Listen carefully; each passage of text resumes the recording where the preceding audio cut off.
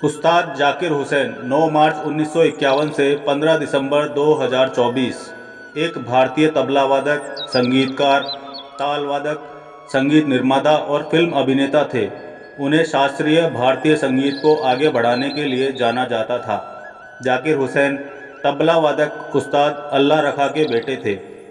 जाकिर हुसैन को भारत सरकार द्वारा कला के क्षेत्र में सन 1988 में पद्मश्री तथा सन 2002 में पद्म भूषण से सम्मानित किया गया था। ये महाराष्ट्र से हैं। इन्हें 22 मार्च 2023 को राष्ट्रपति द्रौपदी मुर्मू द्वारा पद्म विभूषण से भी सम्मानित किया गया। जाकिर हुसैन का बचपन मुंबई में ही बीता। 12 साल की उम्र में ही जाकिर हुसैन ने संगीत की दुनिया में अपने तबले की आवाज़ को बिखेरना शुरू कर दिया था। प्रारंभिक शिक्षा और कॉलेज के बाद जाकिर हुसैन ने कला के क्षेत्र में अपने आप को स्थापित करना शुरू कर दिया। 1973 में उनका पहला album living in the material world आया था। इसके बाद तो जैसे जाकिर हुसैन ने ठान लिया कि अपने तबले की आवाज़ को दुनिया भर में बिखेरेंगे। 1979 से लेकर 2007 तक जाकिर हुसैन विभिन्न अंतर्राष्ट्रीय समारोहों और एल्बमों में अपने तबले का दम दिखाते रहे। जाकिर हुसैन भारत में तो बहुत ही प्रसिद्ध हैं, साथ ही साथ विश्व के विभिन्न हिस्सों में भी समान रूप से लोकप्रिय हैं।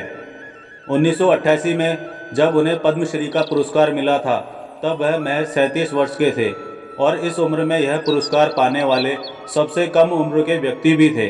इसी तरह 2002 में संगीत के क्षेत्र में उनके योगदान के लिए उन्हें पद्म भूषण से पुरस्कार दिया गया। जाकिर हुसैन को 1992 और 2009 में संगीत का सबसे प्रतिष्ठित पुरस्कार ग्रैमी अवार्ड भी मिला है।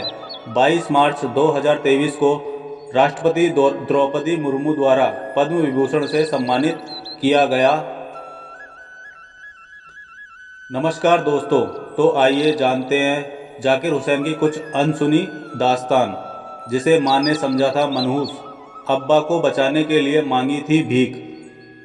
संगीत मैस्ट्रो जाकिर हुसैन भले ही अब इस दुनिया में नहीं हैं, लेकिन उनकी ख्याति दूर दूर तक फैली है। जाकिर के अचीवमेंट से तो आप वाकिफ़ होंगे ही, लेकिन शायद ही कोई जानता होगा कि उनका बचपन कितनी मुफलिसी में बीता है। आपको बताते हैं उनके बारे में अनकहे किस्से। तबला मैस्ट्रो जाकिर हुसैन का सोमवार सुबह 73 साल की उम्र में अमेरिका के सैन फ्रांसिस्को में निधन हो गया। उनका जाना संगीत जगत के लिए अपूरणीय क्षति है। परिवार और फैंस गमगीन हैं। उनका संगीत और तबले की थाप हर चाहने वालों की दिल में गूंजती रहेगी। उनके सराहनीय काम, अचीवमेंट्स और अवार्ड से तो शायद आप वाकिफ़ होंगे, लेकिन क्या आप जानते हैं कैसे वो द ग्रेट जाकिर हुसैन बने? मुफलिसी के दिनों में बीते बचपन के बावजूद उन्होंने कैसे संगीत की दुनिया में अपना परचम लहराया और नाम कमाया। आइए हम आपको बताते हैं उनके बारे में कुछ ऐसी बातें जिनसे शायद ही कोई वाकिफ़ होगा। जाकिर हुसैन ने अपनी किताब जाकिर हुसैन ए लाइफ इन म्यूज़िक में इस किस्से का जिक्र किया है। जाकिर हुसैन ने बताया कि उनके जन्म के समय पिता की सेहत इस कदर ख़राब थी कि तबला वादक को मनहूस समझा जाने लगा था, और ऐसा कोई और नहीं बल्कि उनकी मां का मानना था। जाकिर ने कहा था, जिस समय मेरा जन्म हुआ उस समय मेरे पिता दिल की बीमारी से पीड़ित थे और बहुत अस्वस्थ थे। किसी ने मेरी मां से कहा था कि मैं एक बदकिस्मत बच्चा हूं, क्योंकि मेरा जन्म परिवार के लिए इस सबसे दुखद समय के साथ हुआ था। मेरे पिता, जिन्हें हम अब्बा कहते थे, उस समय इतने गंभीर रूप से बीमार थे कि उनके कई साथी और दोस्त उन्हें अंतिम विदाई देने आए थे, जिनमें राज कपूर, नरगिस और अशोक कुमार शामिल थे, जिन्होंने बेवफा में अभिनय किया था, एक ऐसी फिल्म जिसका संगीत अब्बा ने ही दिया था। जब मुझे घर लाया गया तो मेरी माँ ने मुझे अपना दूध भी नहीं पिलाया।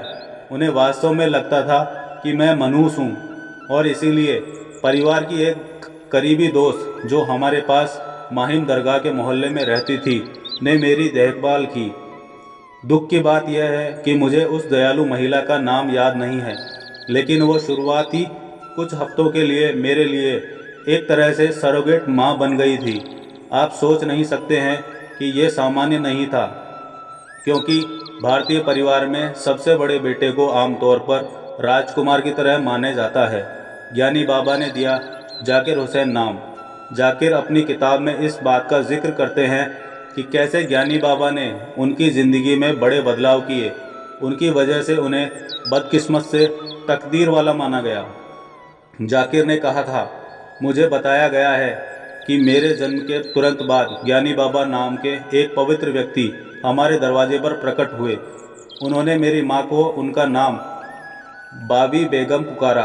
किसी को नहीं पता था कि उनका नाम कैसे पता चला, लेकिन किसी तरह उन्होंने जान लिया। मेरी माँ उनसे मिलने बाहर गई और ज्ञानी बाबा ने उनकी ओर देखा और कहा, तुम्हारा एक बेटा है।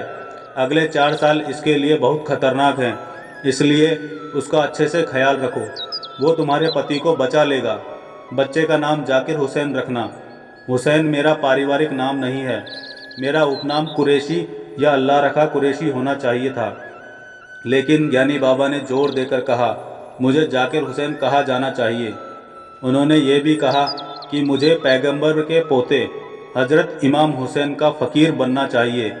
एक फ़कीर का कर्तव्य मुहर्रम के दौरान 7 घरों में जाकर भीख मांगना है। इसका उद्देश्य विनम्रता सीखना है।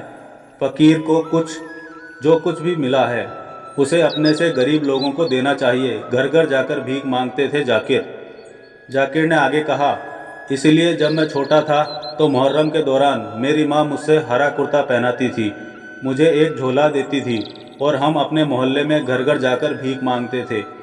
लोग मुझे थोड़े पैसे या कुछ मिठाइयाँ देते थे। मुझे जो भी दिया जाता था वो सीधे मस्जिद या माहिम दरगाह में चला जाता था। जब मैं बड़ा हुआ तो मैंने भारत में रहते हुए इस प्रथा को जारी रखा, जहाँ तक कि जब हम 1960 के दशक में नेपियन सी रोड पर चले गए तो मैं मुहर्रम के वक्त माहिम वापस चला जाता था।